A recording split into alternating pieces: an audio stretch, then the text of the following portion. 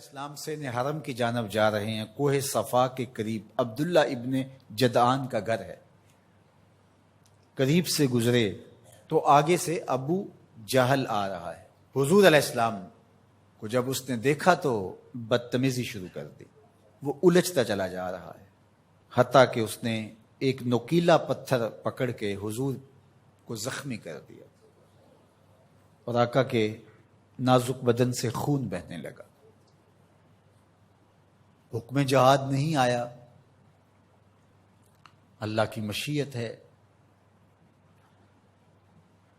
حضور علیہ السلام وہاں سے سین حرم میں پہنچے، آب زمزم سے اپنے زخم دھوئے اور اللہ کے حضور سجدہ ریز ہو گئے. مالک تیرے رنگ، یاری تیری سونا پر ازمیشاں تیریاں اگ، سونا پرکھیا جامدہ ہے نال اگاں دے لگ. حضور کے چچا حمزہ بن عبد المطلب ابھی اسلام نہیں لائے تھے، شکار کرنے گئے ہوئے تھے. یہ جب شکار کر کے آتے تو بڑے اطراء کے چل رہے ہوتے. تو دو لونڈیاں آپس میں بات کر رہی تھی کہ اگر اس کو پتا ہوتا نا کہ اس کے بھتیجے کے ساتھ آج عمر بن حشام نے کیا سلوک کیا ہے تو آج اس کی یہ چال نہ ہوتی.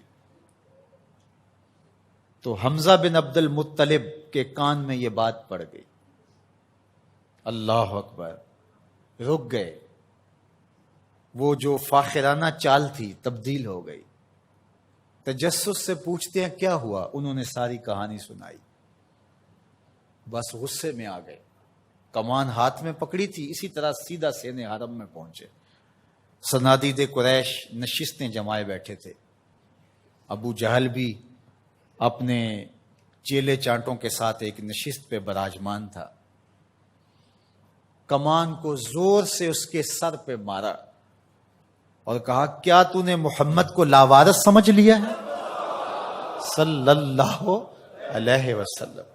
خیر ابو جہل کا سر پھٹ گیا، اس کے چیلے چانٹے اٹھے، لیکن بڑا کائیں شخص تھا ابو جہل. اس نے کہا کہ یہ اس وقت تو تنہا ہے، لیکن اگر سلسلہ چھڑ گیا تو بنو ہاشم بھی آ جائیں گے اور میں نے بہت سری زیادتی کی ہے. اس نے کہا بس بس بس چھوڑ دو، مجھ سے کچھ ہو گیا تھا. اب حضرت امیر حمزہ حضور کو تلاش کرنے لگے اور حضور سین حرم میں سر جھکائے سجدہ ریز تھے اور یہ جا کے پاس کھڑے ہو گئے. یا ابن اخی، اے میرے بھائی کے بیٹے. حضور نے سر نہیں اٹھایا. پھر انہوں نے کہا یا ابن اخی، اے میرے بھائی کے بیٹے. حضور پھر سجدے میں سر رکھ کے رو رہے ہیں. پھر انہیں تیسری مرتبہ کہا یا ابن اخی، اے میرے بھائی کے بیٹے. حضور سجدہ ریز ہے. میاں صاحب فرماتے ہیں اسی کسے دے کچھ نہیں لگ دے تے نہ کوئی ساڈا دردی.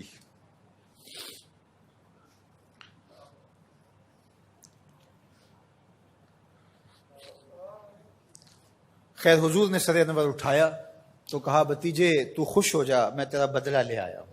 حضور نے بڑی بے نیازی سے کہا کہ چچا مجھے کوئی خوشی نہیں ہوئی. کہا میں اتنے بڑے سورما کا سر پھاڑ آیا ہوں. کہا مجھے کوئی خوشی نہیں ہوئی. بخت یاوری کر رہا تھا. دوسرا جملہ کہا تم کیسے خوش ہو گئے؟ کہا جس رب کو میں مانتا ہوں اس کو تم بھی مانو، یہ میری خوشی کا سامان ہے، اگر مجھے یہ دے سکتے ہو تو. کہا پھر دیر نہ کیجئے، ابھی اپنی غلامی میں شامل کر لیجئے. یہ ہوتی ہے اپنے مشن کے ساتھ وابستگی. ہم اپنے چھوٹے چھوٹے سطحی مفادات کی وجہ سے کتنے بڑے دینی نقصان کر دیتے ہیں اور ہم جان رہے ہوتے ہیں کہ میری اس ذات سے یہ نقصان ہو رہا ہے، لیکن ہمارا نفس اتنا بڑا ہوتا ہے. لیکن یہاں مشن کے ساتھ وابستگی دیکھیے. وہ کہتے ہیں کہ بھتیجے بتاؤ تم کیسے راضی ہوتے ہو؟